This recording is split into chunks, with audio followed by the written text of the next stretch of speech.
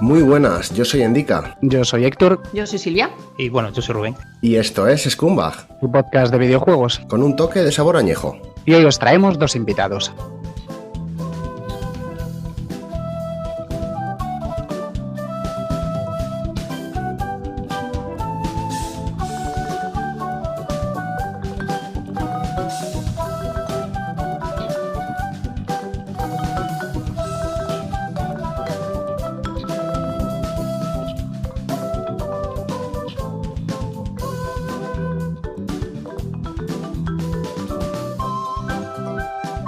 Así es, hoy tenemos a Silvia y Rubén, las dos mitades de Aruma Studios. Chicos, muchas gracias por estar con nosotros hoy. Gracias a vosotros. Gracias a vosotros por invitarnos. Contad un poquito a nuestros oyentes quiénes sois y qué es Aruma Studios y cómo os metisteis en esta aventura. Bien, pues yo soy Silvia, soy el 50% de Aruma Studios, soy la parte de producción. Estudié publicidad y relaciones públicas, pero nunca llegué a trabajar en ese sector. Al terminar la carrera realicé un máster en producción y gestión audiovisual y siempre me dediqué a trabajar en el sector audiovisual gallego, hasta que nos marchamos a Suiza. Y al llegar allí, claro, la falta de conocimiento del alemán hizo que me tuviera que reinventar como profe de español para extranjeros. Y bueno, yo soy Rubén, soy el programador del estudio. Yo estudié ingeniería informática aquí en Coruña y trabajé, bueno, la mitad de mi carrera pues en temas de gráficos, simulación, realidad virtual, bueno, cosas muy relacionadas con el mundo de los videojuegos, la verdad. Y después la otra mitad de mi carrera, los últimos 10 años, pues los he pasado pues en Suiza también con Silvia, trabajando para Google, haciendo páginas web, básicamente. Bueno, ¿y cómo nos metimos en esto? Pues mientras vivíamos en Suiza, parte de nuestro tiempo libre, esas horas que nos quedaban antes de tener hijos, jugábamos a los videojuegos, hacíamos videojuegos como hobby, ¿no? Uno de ellos lo publicamos, salió en el 2017, que fue Quantum Derail, y ya era una pequeña aventura gráfica. La hicimos sin más recursos que nuestro tiempo libre y algunos amigos que sí trabajaban en animación o estaban trabajando para algún videojuego y nos echaban una mano pues en temas de animación o de gráficos, corrigiéndonos animación o gráficos principalmente. Y cuando iniciamos la operación Morriña, el tema de volver a la tierra, dijimos, ¿qué hacemos? ¿Buscamos curro o nos lanzamos con nuestro propio proyecto? Y ahí fue donde decidimos profesionalizar lo que hasta ahora era un hobby, hacer juegos, ¿no? Y bueno, aprovechamos los dos sectores de los que veníamos, que es la producción y la programación, para enrolarnos en esta aventura. Sí, yo incluso empecé un poquito antes a hacer videojuegos. Antes de irnos para Suiza había hecho una especie de juego de plataformas para Android y esto de hecho fue lo que me hizo mirar un poco así a Google, hacerle ojitos y por lo que les eché el currículum y tal. Y esto es lo que, bueno, me llevó a esta aventura de 10 años en el extranjero y bueno, ahora mismo en Aruma Studios somos básicamente Silvia y yo haciendo aventuras gráficas. Esto es lo que nos planteamos hacer con este estudio y por ahora estamos usando pues la ayuda de gente pues freelance que nos va echando una mano para temas de arte, de música, etcétera, pero bueno, nos gustaría más adelante, si esto va bien, poder crecer. ¿De dónde os viene a vosotros el amor por los videojuegos? ¿Qué juegos os hicieron plantearos que quizá esto es a lo que os gustaría dedicaros?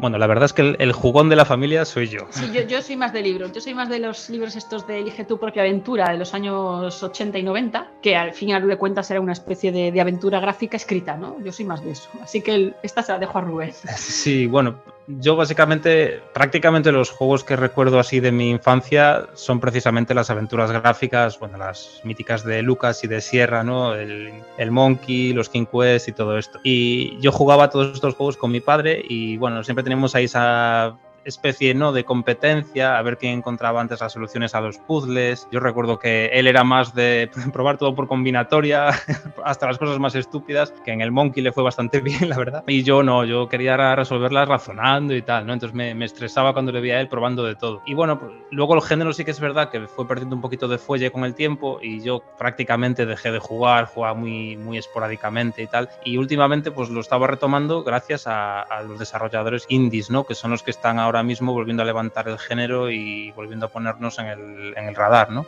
Y ya que estamos hablando de aventuras gráficas, ¿cuál diríais que es vuestra mayor inspiración? El juego al que querríais, os gustaría llegar. Sí, ¿no? ¿Cuál es ese que veis y pensáis, ojalá hacer nosotros algo así? Yo haría una mezcla, ¿no?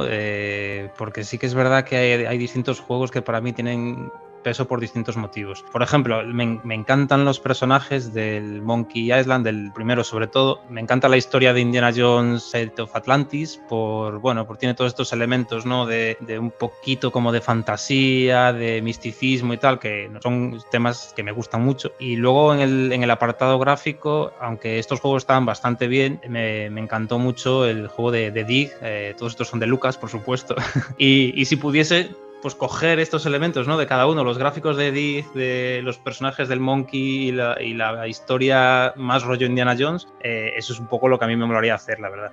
Digo lo mismo que él. Yo es que como nunca he sido muy jugona, empiezo ahora a jugar, ¿no? Influenciada un poco por él en todos los juegos de los que está hablando. Yo el único que sí recuerdo con nostalgia, pero es un recuerdo, no es algo que diga, oh, quiero hacer eso. Pero es el Príncipe de Persia. Jugaba con mi hermano de pequeña en el ordenador y ese sí que lo recuerdo con nostalgia, pero simplemente eso. Y bueno, a la pregunta que nos hacíais sobre el juego este que vemos y que diríamos, ojalá hacer algo así, pues a mí me alucina la complejidad de la historia, ¿no? Del argumento de Anabout, del juego este de Wadjet Eye Games, porque claro, solo de pensar, ¿no? en hacer yo ese tipo de juego donde puedes elegir los personajes con los que quieres resolver cada caso, que en función de qué personajes eliges hay que cambiar un poco la historia, aunque al final todo va convergiendo, ¿no? Hacia el mismo punto, pero hay un montón de branching, ¿no? De ramas que se van abriendo en la historia, que se vuelven a cerrar. Me parece alucinante ser capaz de hacer un juego de ese calibre, y sí que cuando lo he visto, no lo he acabado todavía, lo he empezado a jugar, todavía no he acabado, pero sí que he dicho, joder, molaría ser capaz de organizar la historia para hacer un juego con esta complejidad de historia. Y yo la verdad es que, no sé si conocéis, imagino que sí, ¿no? Un juego que se llama Gris, es un juego español, y a mí lo que me alucina de ese juego es toda la parte estética, la artística. O sea, como un juego sin decir nada, simplemente con la evolución del personaje, puede contarnos una historia tan bella, ¿no? Tan bonita. Estáis ahora trabajando en Intruder in Antiquonia, pero antes de que nos pongamos a hablar de él, en la web tenéis vuestros anteriores proyectos para que la gente los pueda probar. ¿Qué nos podéis contar de ellos? ¿Cuáles son un poco los juegos que os han llegado hasta Intruder in Antiquonia? Bueno, pues como ya os comentaba antes, todos ellos fueron hechos en nuestro tiempo libre, sin recursos, solo eso, el tiempo. Y el principal objetivo que nos marcábamos era pues pasarlo bien y aprender. Xavier fue el primero que planteamos, fue un juego de puzzle y plataformas para Android, y en el que lo que tienes que hacer es conseguir que la gallina, una gallinita, colocándole las piezas para abrirle el camino, atraviesa toda la pantalla el caminito, pueda llegar hasta el huevo antes de que el ladrón de huevos se lo lleve, ¿no?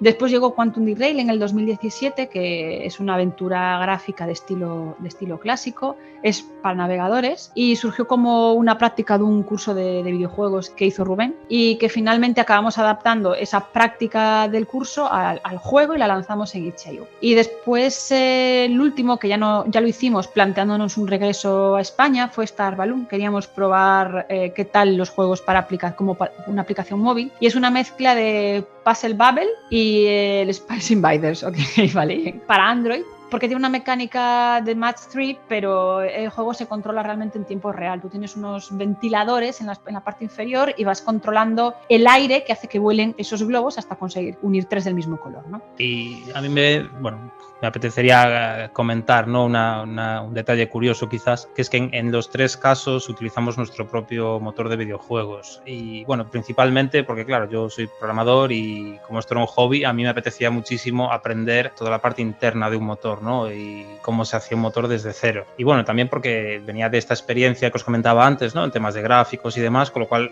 tampoco partía realmente de cero, ¿no? Sí que ya tenía toda la parte gráfica controlada, pero me faltaba todo el resto de cosas que tiene un motor de videojuegos que tenía que aprender, y pues lo aproveché para aprender, y a día de hoy en Intruder in Antiquonia seguimos tirando de este motor porque básicamente, bueno, analizando todas las posibilidades que había en el mercado y el tiempo que requería aprender otro motor, pues al final necesitaba menos tiempo para adaptar este motor al juego de Intruder que aprender uno nuevo desde cero. Y ya pasando a hablar de vuestro proyecto actual, ¿de dónde surgió la idea? ¿Cómo se fraguó Intruder in Antiquonia? Contad un poquito a nuestros oyentes también de qué trata el juego. Bueno, a ver, lo primero que decidimos antes de hacer Intruder in Antiquonia fue pensar qué tipo de juego queríamos hacer, y queríamos hacer aventuras gráficas, ¿no? Ya habíamos hecho, aunque Quantum Derail fue lo único que habíamos hecho, nos gustó esa experiencia y queríamos repetirla. Entonces, a partir de ahí, guiamos un poco el desarrollo del guión y empezamos a analizar, hicimos un pequeño análisis de mercado, ¿no? Para saber qué aventuras habían salido recientemente, qué tipo de protagonistas o qué tipo de historias contaban, y nos dimos cuenta de que había pocos juegos con protagonista femenina. Más que nada porque el jugador tiende a identificarse con el protagonista del juego y si las mujeres queremos jugar, es cierto quizá que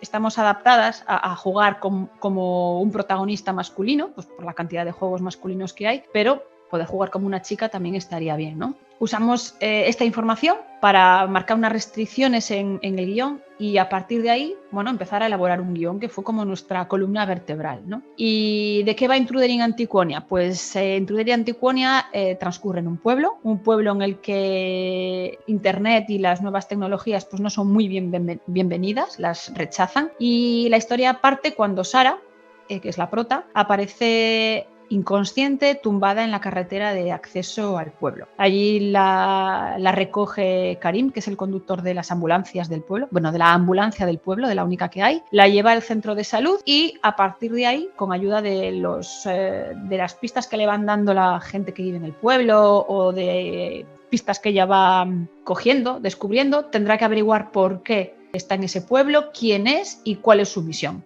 Tanto Héctor como yo ya probamos la demo del juego en Steam y tuvimos la misma impresión. La historia nos presenta un montón de incógnitas muy interesantes, pues con un montón de cosas que dices, joder, muchas casualidades, pero nos quedamos con ganas de ver más, de saber más, de probar puzzles, de saber más del pueblo. ¿Qué pueden esperar los jugadores cuando el juego esté terminado? ¿Qué cosas nos encontraremos en el producto? Pues la demo básicamente introduce la historia de los personajes, tal como habéis visto vosotros. Ya os podéis imaginar, ¿no?, que las casualidades no existen y habrá una explicación, ¿no?, en el resto del juego para estas casualidades. Justo cuando termina la demo es cuando se abren un montón de puzzles donde ya le sacas mucho partido a temas de inventario y demás. Sí que es cierto que en la demo no hay ningún puzzle en el que utilices el inventario, pues bueno, porque realmente cuando decidimos dónde terminaba la demo y dónde empezaba el resto del juego, pues claro, es que si lo movíamos un poquito teníamos que meter medio juego en la demo, porque justo se abren un montón de puzzles en ese punto, ¿no?, en el punto exacto en el que la demo termina. Entonces en el juego final sí que se van a ir resolviendo prácticamente todas las incógnitas. Los guionistas quisieron dejar alguna abierta por una posibilidad de hacer una segunda parte y bueno, va a haber muchos más personajes, prácticamente el doble de los que se ven en la demo. Hay muchas localizaciones nuevas y bueno, también algún giro argumental. Siempre nos gusta que nuestros invitados nos hablen de los entresijos, de lo que hacen en el desarrollo de videojuegos. Seguro que muchos de nuestros oyentes están pensando o han pensado alguna vez en ponerse a crear su propio videojuego. Empecemos por lo bonito. ¿Cuáles son las partes más satisfactorias de vuestro trabajo en Aruma? A ver, lo más satisfactorio es que estás trabajando para tu propio proyecto. Pones tú las reglas, tú marcas tus restricciones y tú decides. Y también ver que el proyecto cada vez se va haciendo más real, ¿no?, que como que vas viendo la luz al final del túnel, que vas viendo esa evolución desde los primeros prototipos que realizas con dibujos cutres o con pequeños monigotes, hasta el estado actual, ya cuando en ese prototipo cargas las imágenes finales, los personajes reales y ves que ya está todo el arte final, pues eso anima muchísimo, ¿no? Y por otro lado, lo que en nuestro caso estamos aprendiendo, porque es cierto que no es nuestro primer videojuego, pero sí es el primer videojuego profesionalizado que estamos haciendo, con lo cual no es solamente hacer un videojuego, sino que también estamos como aprendiendo a gestionar nuestra pequeña empresa. Y ya centrándonos en las partes menos bonitas y para darle un toque de realidad fuera del glamour de crear videojuegos, ¿no?, porque todo el mundo tiende a idealizarlo, ¿no?, es como hago algo que me gusta, pero ¿cuáles son las partes malas de esto? Pues bueno, siguiendo un poco la línea de lo que comentaba Silvia, ¿no?, de que estamos aprendiendo un montón,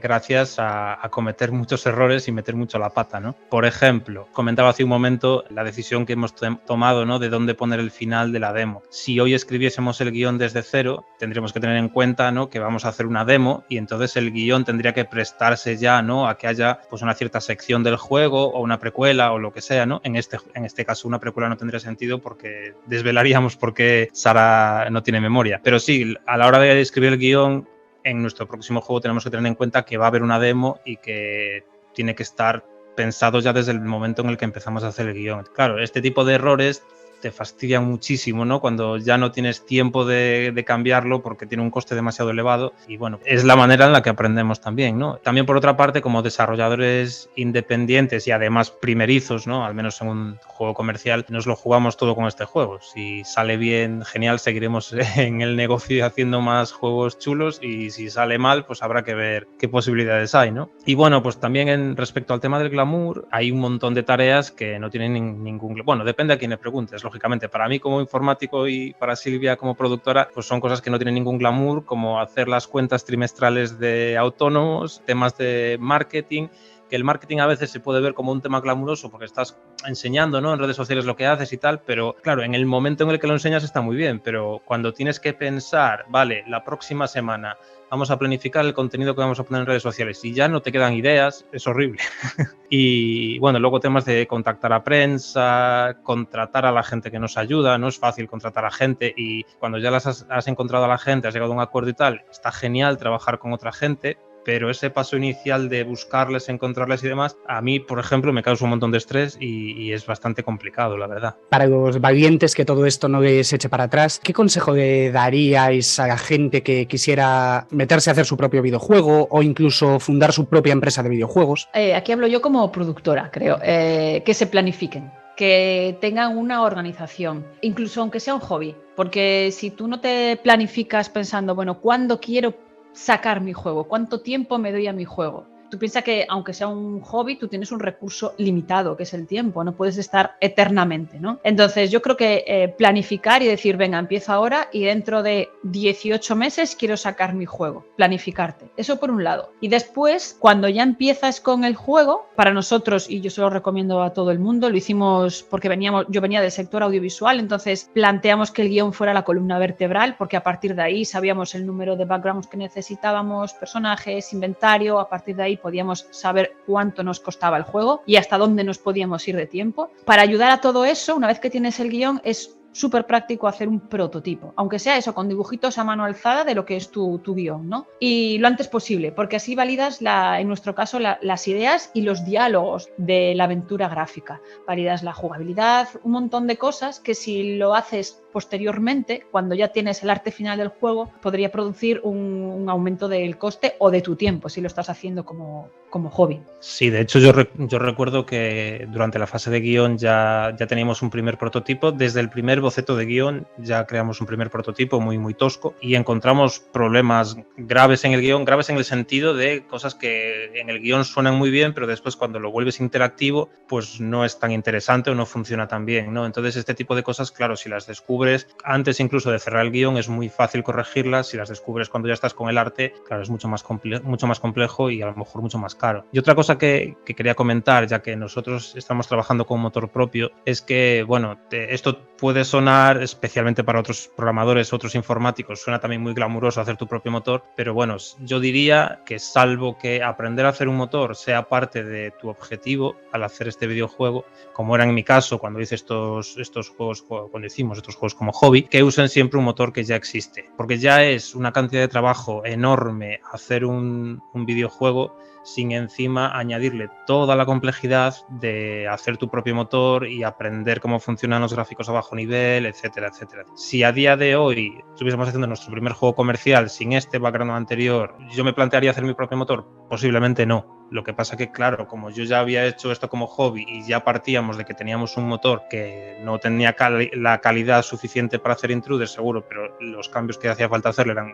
relativamente pequeños, claro, estaríamos haciendo el juego con un motor de los que ya existen, seguramente AGS o Unity o uno de estos. Mirando ahora hacia el futuro, ¿sois más de centraros en un único proyecto o tenéis ya alguna cosa en mente para después de Intruder in Antiquonia? ¿Alguna idea que os guste pero que no cuadre en el mundo de Antiquonia, pero sí para alguna otra cosa, algo así? Bien, creo que ya comentó antes Rubén que los guionistas, que el final de Intruder in Antiquonia deja alguna cosita abierta, alguna historia abierta, con lo cual sí que podría haber una segunda parte de Intruder, y de hecho lo plantearon así los guionistas. De todas formas, nosotros sí que estamos empezando a trabajar en otras ideas que se escapan bastante del mundo de Antiquonia, no tiene que ver nada con Intruder en Antiquonia ni con su protagonista, pero sí que nos mantenemos en la línea del 2D, con prota femenina y con gráficos realizados a mano. Entiendo que a falta de recursos, siendo un estudio pequeño, a veces puede suponer una barrera en algunas cosas. ¿En qué cosas notáis vosotros que si fueseis un estudio más grande y con más medios avanzaríais mejor o por lo menos más rápido? Yo creo que los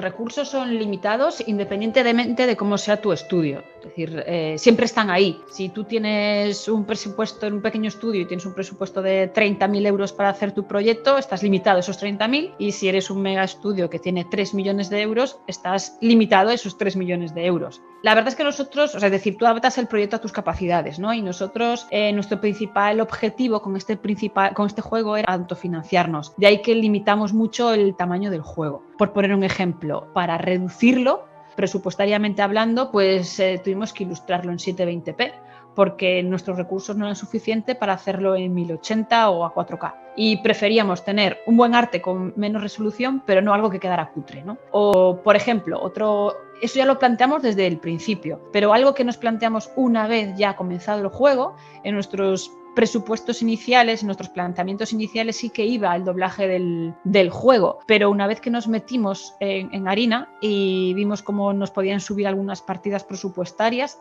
decidimos eliminarlo. Esa parte no iría. Entonces, si no tuviéramos unos recursos tan limitados, pues probablemente sí que iría con doblaje a español y doblaje a inglés, y yo probablemente con alguna localización más de otro idioma que simplemente español e inglés. Seguro que también, trabajando en esto, estáis al tanto de un montón de lanzamientos de otros estudios indie. ¿De qué aventuras deberían estar pendientes nuestros oyentes? Además, por supuesto, de Intruder in Antiquonia.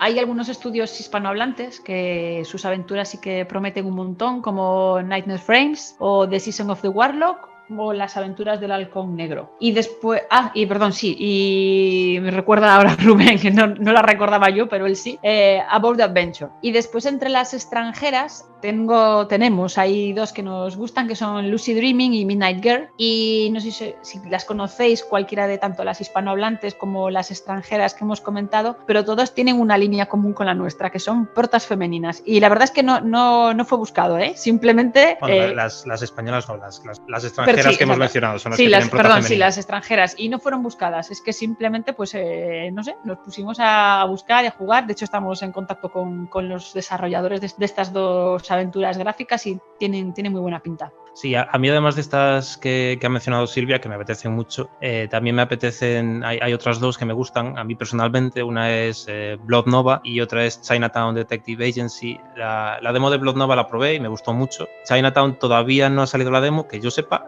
pero tiene una parte visual que es espectacular. Tiene un pixel art de una calidad increíble. Bueno, yo soy muy dado a enmarronar a gente con preguntas como esta, así que ¿cuál es vuestro top 3 de aventuras gráficas, tanto clásicas como más actuales? Pues la verdad es que por factor nostalgia me voy a quedar yo con las clásicas y bueno, son las tres que os comenté hace un momento. Para mí es el top, es mi faro, ¿no? que me guía, entre comillas. Monkey Island, la primera, aunque la segunda la verdad es que me gustó mucho, pero tiene más factor nostalgia la primera porque fue el primer videojuego de aventura gráfica que jugué. A pesar de que hay videojuegos de aventura gráfica anteriores, ese fue el primero que descubrí, por cosas de la vida, ¿no? En aquel momento quien traía los juegos a casa era mi padre, pues es la primera aventura gráfica que trajo. Y después, pues Indiana Jones and the Fate of Atlantis, que os comentaba antes, es de la saga de Indiana Jones el que más me ha gustado por estos elementos de historia tan chulos para mí, ¿no? Que tiene. Y bueno, de Dig, ya os digo, los gráficos me parecieron increíbles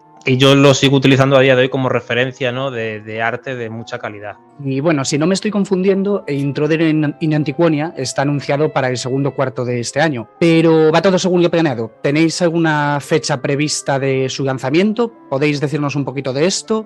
Esto va por lo que os decía antes, ¿no? De planificar. Entonces, nada más comenzar, creo que no llevábamos ni un mes de proyecto, ya retrasamos la fecha, porque empezamos a ser realistas con las estimaciones y tuvimos que retrasarlo 3 meses, creo que ya fue directamente. A día de hoy no podemos precisar más la fecha, dentro de este segundo trimestre, porque dependemos de dos cosas. Aún no hemos testeado el juego completo, entonces dependemos de la cantidad de bugs que surjan durante todo este testeo, y después estamos viendo cómo encajar la publicación del juego con el resto de estrenos que se van a hacer durante este trimestre.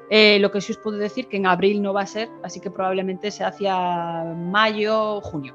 Finales de mayo, junio. Bueno, mientras tanto, la gente puede probar la demo en Steam, que además una semana antes de que se lance este episodio habéis hecho una actualización para mejorar ciertas cosas y bueno, y así también os pueden dar feedback y ayudaros con el testeo un poco para ayudaros a sacarlo cuando tiene que salir. Y ahora es el momento de dar paso al juego de la semana y hoy nos lo van a presentar nuestros invitados.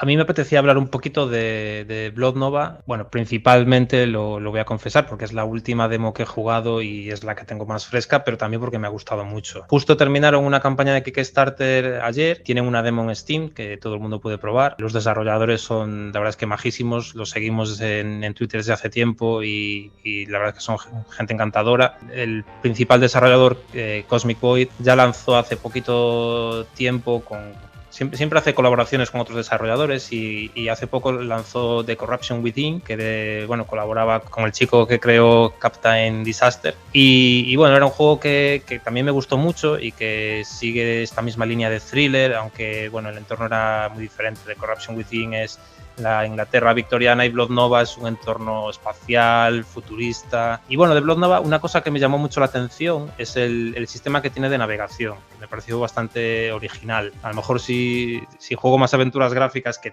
es una cosa que tengo pendiente, lo encuentro en otros juegos, pero es la primera vez que lo veía, ¿no? Y básicamente en la parte de abajo a la derecha de la pantalla, tú haces clic y aparece una especie como de menú donde hay una matriz de cuadraditos y son básicamente los habitáculos, ¿no?, de esta especie de nave espacial. Ellos le llaman faro interestelar, y en la demo solo puedes acceder a unos pocos de esos cuadraditos, con lo cual ya te da un poco a entender, ¿no?, la magnitud del juego entero. Ya te haces una idea, ¿no?, de que vas a poder acceder a todos los demás. Y bueno, ya os digo, solo jugué la demo por ahora porque es lo único que han lanzado, acaba de terminar el Kickstarter, pero bueno, la demo me ha gustado mucho. Juega un montón con las emociones del jugador, que es una cosa que a mí me gusta, bueno, tanto en juegos como en cine, ¿no?, que pases por varios estados emocionales mientras estás jugando. Y bueno, va subiendo, bueno, tiene este tema thriller, ¿no?, y la verdad es que lo van subiendo muy muy bien durante toda la demo hasta que llega el punto, ¿no?, en el que acaba la demo, que no voy a desvelar no voy a hacer ningún spoiler, pero claro, justo en el momento en el que la demo termina tienen el nivel de thriller tan alto y la tensión y esta ansiedad que te provoca, ¿no?, que te quedas realmente con ganas de saber qué va a pasar después, ¿no? Y dices tú, ostras, solo tengo que esperar a que acaben de hacer el juego.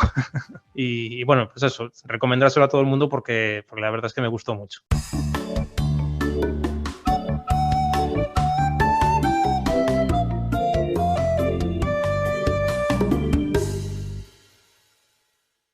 Pues con esto llegamos al final. Chicos, muchas gracias de nuevo por haber estado con nosotros. Mucha suerte con vuestro proyecto. Espero que os vaya todo muy bien y que lo podáis lanzar adelante y que os salga todo genial. Y a vosotros, oyentes, muchas gracias por escucharnos una semana más. No os olvidéis de suscribiros al canal y seguirnos en Twitter para no perderos ninguna novedad. Y recordad que esto no es un game over, es solo hasta la semana que viene.